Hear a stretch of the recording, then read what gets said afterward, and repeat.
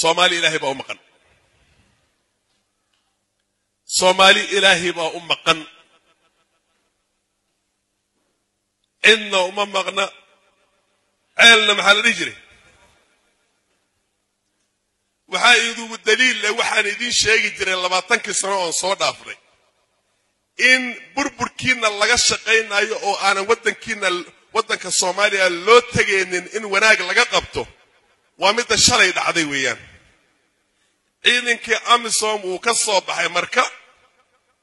al-shabaab baa markiiba bedeshay oo markiiba calankeeda suratay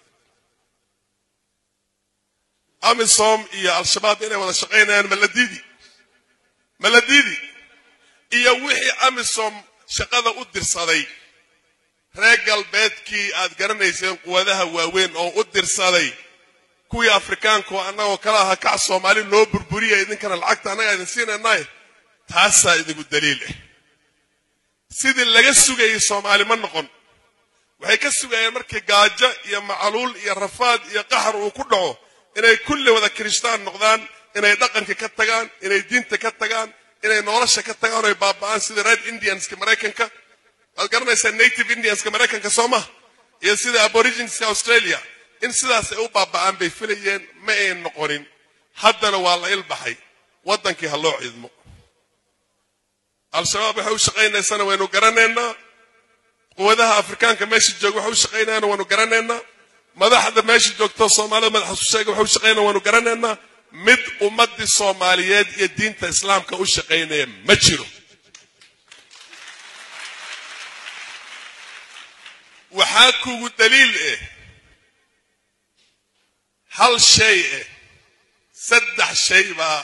ummad markii la rabay in la burburiyo laga dagaalamaa maskaxda lagala dagaalamaa horta aqoonta diinta lagala dagaalamaa maskaxdana waa lagala dagaalamaa nolosha hantidana waa lagala dagaalamaa ma diidantiin intaba in la dagaalamahay hadda soorun ma soo dhab ma maskaxda waxa lagala dagaalamayaa al-shabaab iyo wixii la midka ah iyo daacish iyo wax kasta ardayda ay intay ka wadaan jaamacadaha ka soo qarxiya ay dhahayaan ma aha kuwii daroogada iyo waxa cunahayay oo meelaha suuq joog ahay waa kuwii jaamacadaha dhiganaya oo dhakhtarka iyo lawyerka iyo engineerka ku soo bixira gabdhihii baa intii jaamacadaha laga waday baa lidka nimankan mujaahidiinta u noqda naaga oo lagu haystaa sex slaves lagu haystaa anaga Soomaali haddaan nahay aanu ka waantoona midda iyada khilaafa iyo diinta saad adiga u haysata nin u haysta ma jiro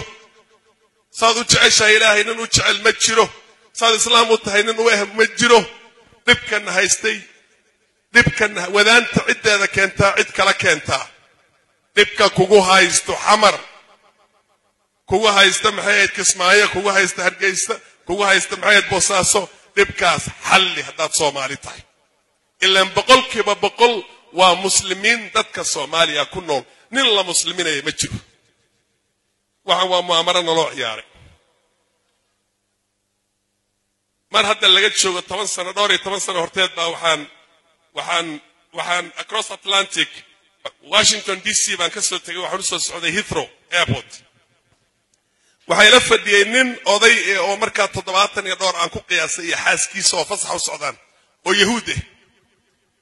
wuxuu iga sheekeeyay dagaalkii adduunkii markii laga soo baxay wixii ka horeeyay sida yahuudda midabta koor loogu sameyn jiray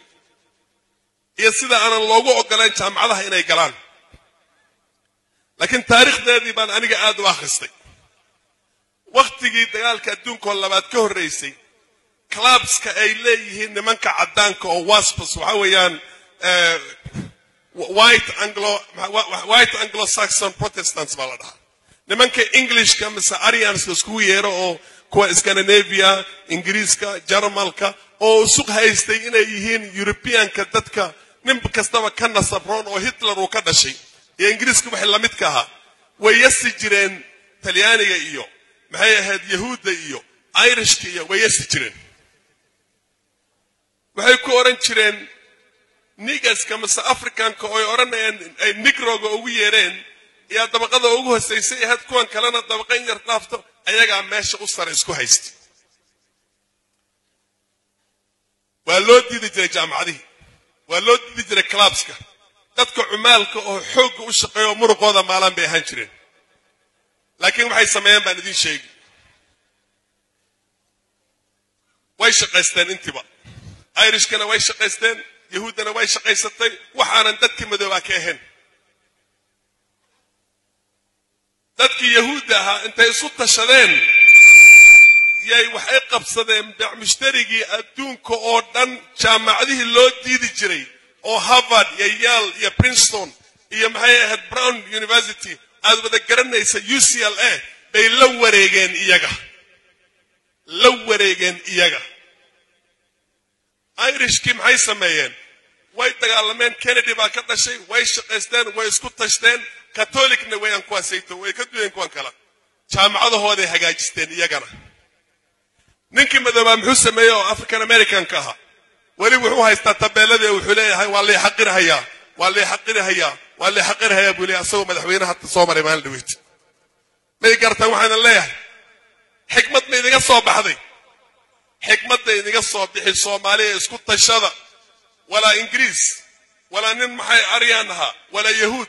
wala Irish wala cid kale ayaan kula tartami karin adigoo Soomaali jaamacadaada yeelo mustarigaada ku dagaalan siyaasadaada ku dagaalan dalkaada dhiso dadkaada midayso ilaahayna isku xir cid kalena ha ka sugin wanaag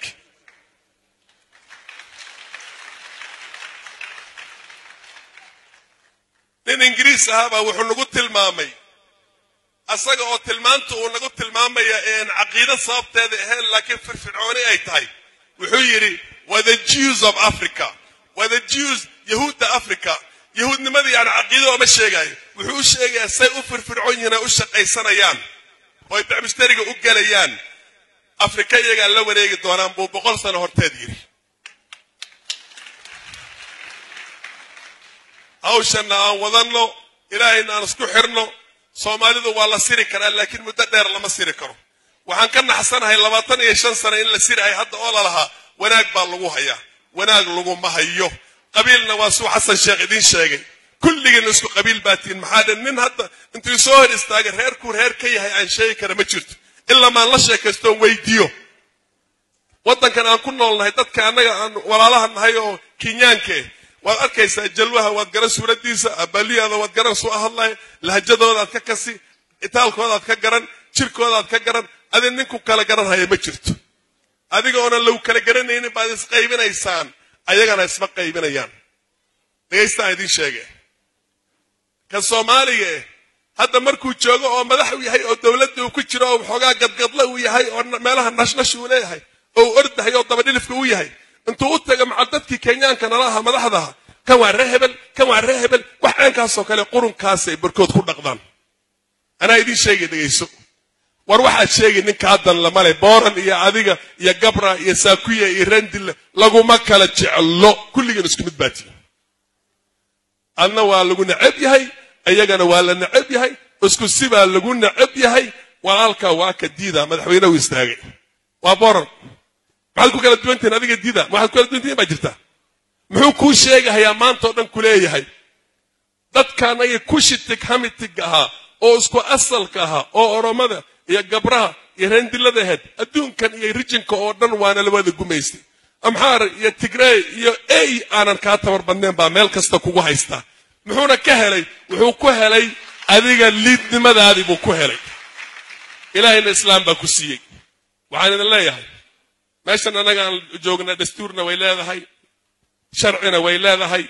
wadankaygi wayaanon xaq u leeyahay inaan uga dambeeyo malaha ninna ma dulmaayi ninka ku kiyahay ninka jalwaha walaalahay wadan baa ilaahay isku kan keenay laakiin kama yeelay in la xaqira marnaba adigana waxaad yeeshaa sharafti